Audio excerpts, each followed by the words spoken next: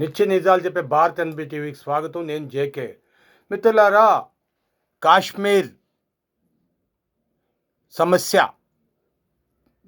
పాక్ ఆక్రమిత కాశ్మీర్ని ఎదుర్కొన్న టైంలో పహల్గామ్ దాడులు జరిగినవి. ఆ దాడులకు వీళ్ళకి పాకిస్తాన్ మేమే సంబంధం అన్నది. అందుకనే ఆపరేషన్ సింధు నీళ్లు ఆపేశాము. ఈ మధ్యలో మధ్యవర్తకం ఎవరిని అడగలేదు మేము పెట్టమని.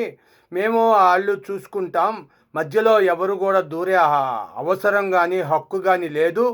మేమేమన్నా చేయమన్నామా? వాళ్ళంతలో వాళ్ళు నీళ్లు ఆపేయటానికి వాళ్ళే కారణం. వాళ్ళు ఉగ్రవాదుల్ని రెచ్చగొడితే దేశంలోకి పంపిస్తున్నారు. కాబట్టి వాళ్ళకి ఉగ్రవాదాన్ని ఆపమని చెప్పాం. ఉగ్రవాదానికి వ్యతిరేకం మేమని. ఉగ్రవాదానికి వ్యతిరేకం ఉన్న దేశాలన్నిటికీ మేము బంధువులమే, మిత్రులమే. ఉగ్రవాదాన్ని సపోర్ట్ చేసిన పాకిస్తాన్ సపోర్ట్ చేసిన ఎవరైనా సరే మాకు శత్రువులతో సమానం. అంతేగాని మీరు ఎటువంటి హక్కు లేదు ఎవరికి మధ్యవర్తం చేయటానికి.